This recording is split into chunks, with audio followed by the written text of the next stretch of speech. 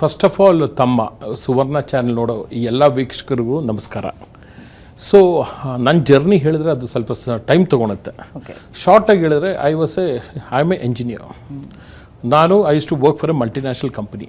So ನಾನು real ಎಸ್ಟೇಟಿಗೆ by chance ಬಂದಿಲ್ಲ, ಬೈ ಚಾಯ್ಸ್ ಬಂದೆ. I wanted to get in to real estate.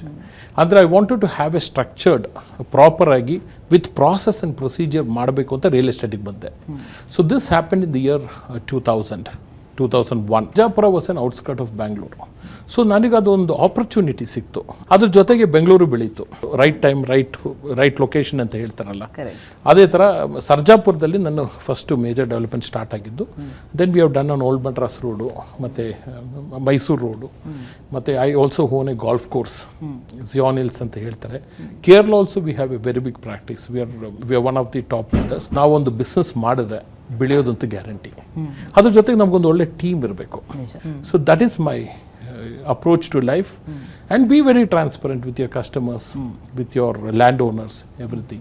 So transparency, passion and commitment has made us what we are today. ನನ್ನ motivational spirit ಏನಂದರೆ, ನನ್ನ ಗ್ರಾಹಕರಿಗೆ ಏನು ಬೇಕು ಅದನ್ನು ಕೊಡಬೇಕು, ಅದನ್ನು right price and right location ನಲ್ಲಿ ಕೊಡಬೇಕು ಅಂತ. ಇವಾಗ ನಾನೊಂದು ಚಿಕ್ಕದಾಗಿ ಒಂದು ಕಾನ್ಸೆಪ್ಟ್ ಹೇಳ್ತೀನಿ. ನನ್ನ ಪ್ರಾಜೆಕ್ಟ್ ಎಲ್ಲ ಮೇನ್ ರೋಡ್ ಪಕ್ಕದಲ್ಲಿರುತ್ತೆ. ಇವಾಗ ಸರ್ಜಾಪುರನೇ ಆಗಲಿ ಎಲ್ಲೇ ಆಗಲಿ ಸ್ವಲ್ಪ ಸಿಟಿಯಿಂದ ದೂರ ಇರ್ಬೋದು, ಬಟ್ ಮೇನ್ ರೋಡಲ್ಲಿ ಯಾಕೆ ಮಾಡ್ತೀನಿ ಅಂದರೆ, ಇವಾಗ ರಾತ್ರಿ ಒಬ್ಬರು ಫ್ಯಾಮಿಲಿ ಹೋಗ್ತಿದ್ದಾರೆ, ಕಪಲು, ಕಾರ್ಗೇನೋ ಪ್ರಾಬ್ಲಮ್ ಆಯಿತು ಅಂತ ಇಟ್ಕೊಳ್ಳಿ. ಇವಾಗ ನಾವು ಎಲ್ಲರೂ ಗಲ್ಲಿಯಲ್ಲಿ ಮಾಡಿದ್ರೆ what is the safety of that people?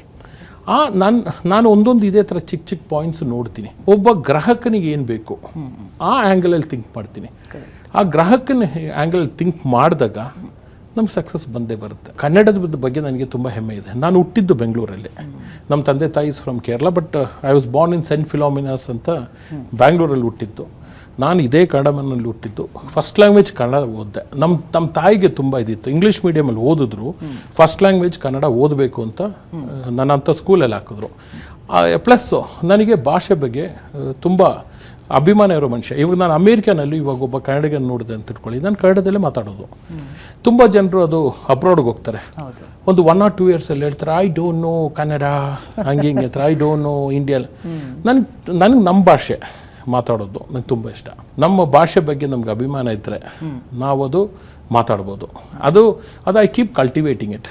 I not only speak Kannada, I can read and right also very well.